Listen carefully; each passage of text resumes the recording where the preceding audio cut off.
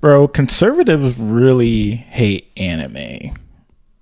I feel like they hate everything except what don't they hate? I'm joking, but I came across this video from my guy Podson, and not to anyone's surprise, it's someone dunking on anime being harmful or something like that. I feel like when people talk about anime as being harmful or dangerous, either these people don't know what they're talking about and they have a hard time separating fiction from reality, or in the Christian worldview, it's all demonic.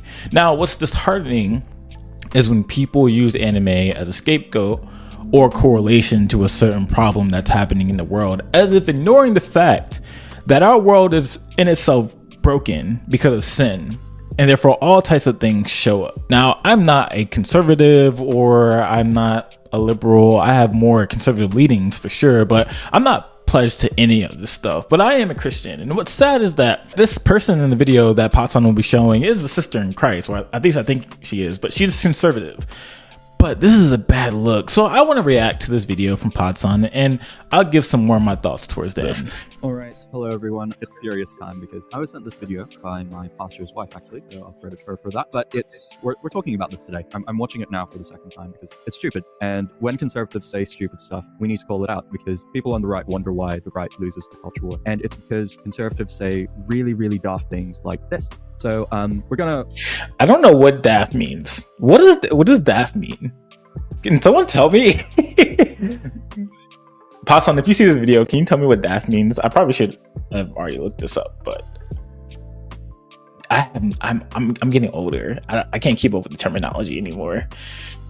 Watch it. You're gonna get my second live reaction, and I'm serious because I'm incredibly annoyed by some of the stuff that these two women are about to say now. So people who identify as transgender, either male or female, there is in their past some kind of heavy involvement in anime. Why do you think the way she says that as well, that like, oh, there is some kind of heavy involvement in anime, like what does that mean, right? When she says heavy involvement in anime, does that mean these people have like a really big or really passionate about anime, or like are really big fans of anime? Because making such a broad statement like that lumps in so many people. Like, would I consider myself, I would consider myself as a, not necessarily a connoisseur in anime, but someone who really likes anime because most Western stuff is not great. And the reason why I like anime isn't because I'm transgender, but the reason why I like anime is because it offers such a refreshing perspective, considering so much of the Western media is not that great. It doesn't really inspire, but anime provides really refreshing, really inspiring, really stories which build up rather than break down, which a lot of Western.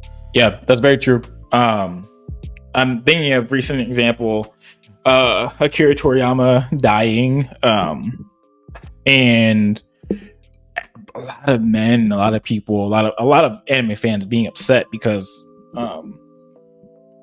Dragon Ball Z was one of the first anime that they got introduced to, right? And so from that, they started being anime fans, right? So anime stories are very different compared to the stories that we get here that this aren't really all that great, right?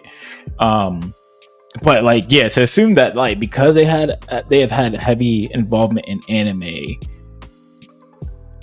it makes it seem that every person that has dealt with this, or whatever, has consumed anime, or they have transitioned or whatever, or they're questioning their gender, they've were watching anime. But okay, what about the people that have transitioned that don't like anime? What about the people that have transitioned that don't really watch anime, right? Like, what about those people, right? What were they influenced by, right? So we're like, this, because these people may have been watching anime or really like anime in some capacity, does that mean that it was the cause for them going to the other side? That doesn't really make sense. Media tends to do nowadays. So again, like, am I being lumped into this when she says like really heavy involvement in anime? Or I'm thinking now of a friend of the channel, Nick with no K, who recently had a video, made a video of how anime helped his mental health, and I'll link that below in the video. Now, he talks about in that video how, because he was in a really dark space, in a really dark spot in his life, that so much of his life was really, really chaotic, but anime was like that comfort, was that thing that made him laugh, made him smile, and was just good for him to watch it as this piece of stability in his life, alongside, of course, his faith in Christianity and God and things. True. Yeah.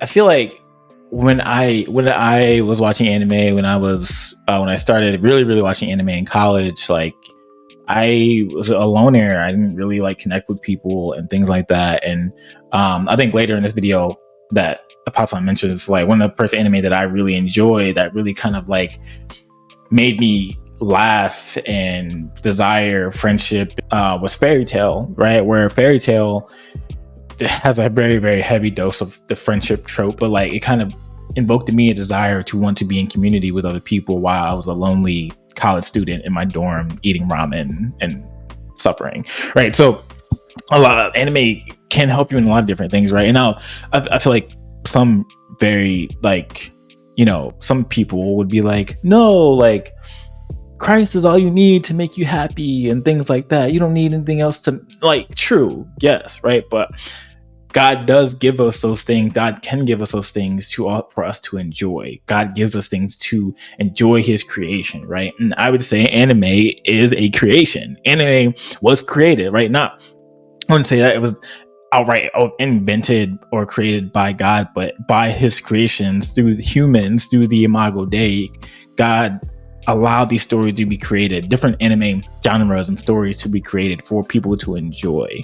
Things like that. But would he be considered as someone heavily, like, that's heavy involvement in anime, right? But he's now in a spot where he's not transgender either. So I'm gonna let her speak now, because it really is. It's what she's about to say is one of the most daft, stupid things that a conservative could I say. need to look up this one word. Of the most damaging things that one could do, because you are limited. What does this word daft mean? I'm gonna look it up.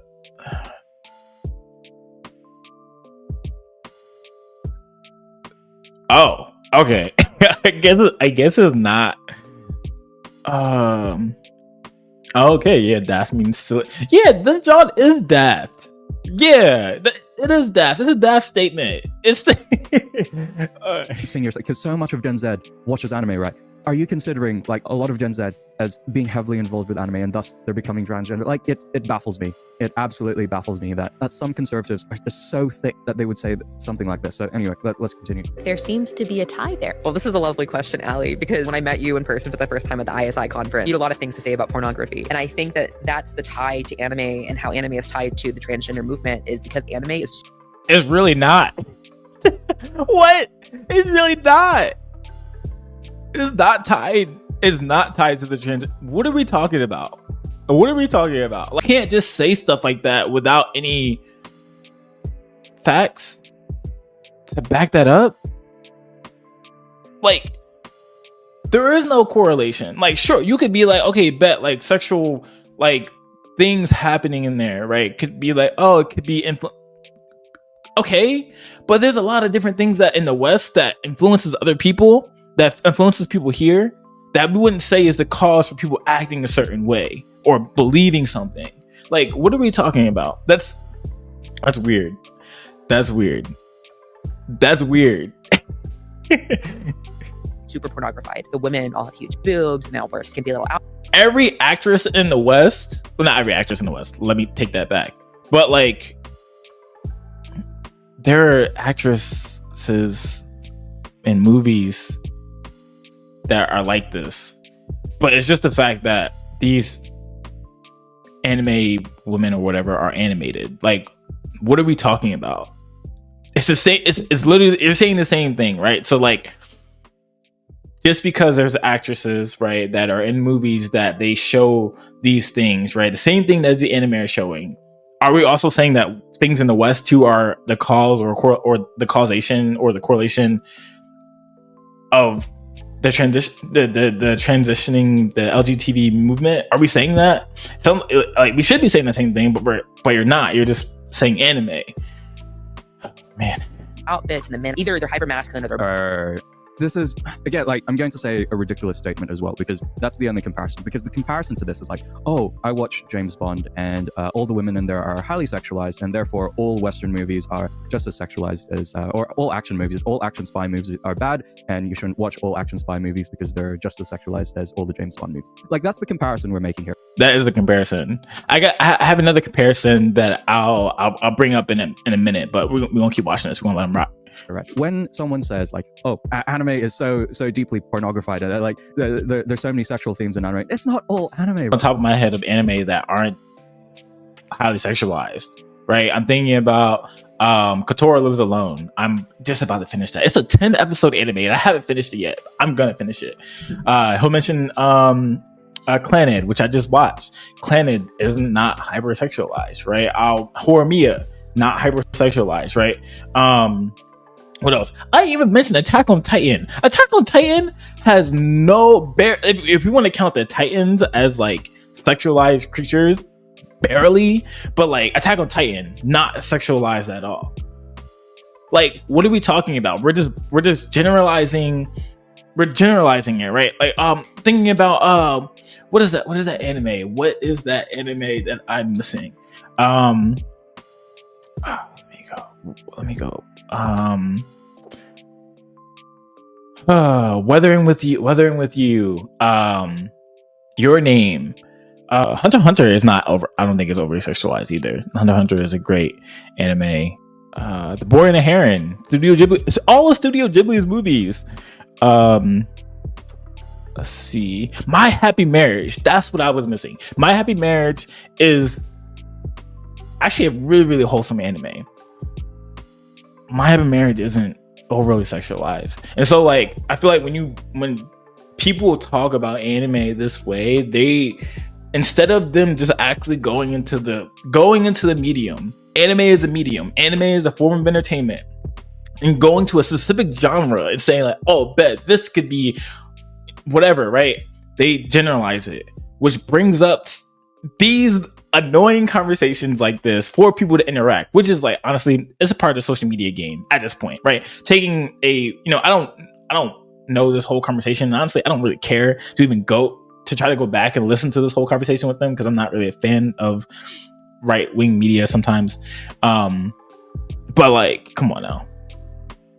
We got it. Come on. Other shows that I can think of, like Spy Family is the other example that I like to bring up, because it's pro-natalist propaganda, right? And I love Spy Family because it's pro-natalist propaganda, and it's showing how the family is actually good, and we should engage in the family, right? So I want to they're a bit more traditional. If I'm able to introduce them to anime, and a lot of people in my church as well watch anime, it's kind of crazy when you say stuff like this. Now, obviously, and rightfully so, her comment section started like cooking her, so much to the point when I tried to go to the comment section, the comments were limited, which I think that means that the person can just limit comments there. Now, what's crazy about the statement that was made in her video is that you ignore most of the population that does like anime. You're now lumping them into this category of people that might be tempted to transition because they watch anime, which isn't true. I watch anime, a fan of anime. I'm not tempted to switch my gender because of anime. 72% of the US population likes watching anime. I have homies that have families with their wives who are married, who like anime, that draw manga. Like, what are we talking about? I feel like people say this stuff sometimes because they know it's going to get engagement. Like, I won't assume ill motive Ali because she is a sister in Christ. But if you want to be about reaching people that are anime fans, this is something wild to say.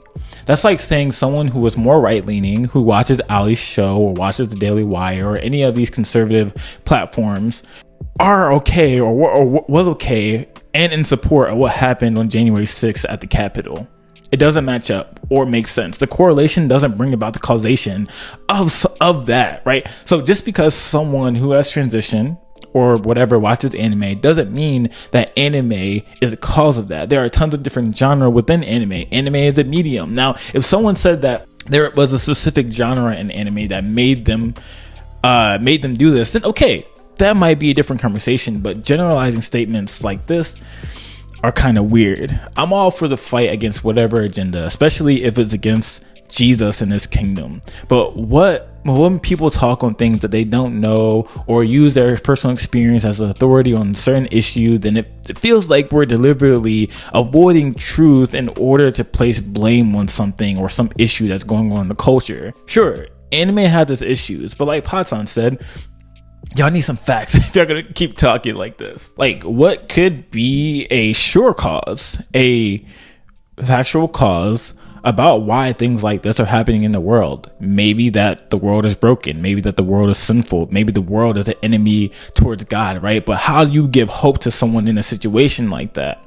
that you reveal to them that, hey, God made that they are made in God's image, and that because they are sinful and broken, they are like this. And so what do? We present them with the hope of the gospel, Romans 5:8, that God demonstrated his own love for us, and while we were still sinners, Christ has died for us. That when you become a Christian, you are a new creature, you have a new identity, and that identity is found in Jesus alone. But instead of us offering the hope of the gospel to people that may be going through something like this, we blame any and everything. To shift blame, to fight the culture war, to gain likes, clicks. I don't know if that's necessarily what it's for, but like, this is whack. This is weird, man. I'm grateful for Patson. I'm grateful for what he does with this channel. I'm grateful that he is a friend in this anime YouTube space, because he is one of the leading pioneers in this movement of what we're trying to do, and trying to relate the Christian story, use anime to relate the Christian story, and bring about how God can use anime to bring people to himself, right? And so I'm thankful for him. I'm thankful for what he does. I'm thankful that he has conservative leanings, and I mostly agree. I agree with most of everything that he says in his videos and in his worldview. So I'm grateful for him fighting this fight, because I feel like if I was like doing this, I would go crazy. Anyway, shout out to him. My guy is killing it on YouTube, and he is definitely worth checking out. So, but I just wanted to have some fun with this video, because Neon Genesis has been digging me an early grave, which if you want to check out my analysis on NGE so far, check out this playlist right here. All right, cool. I'll catch you later.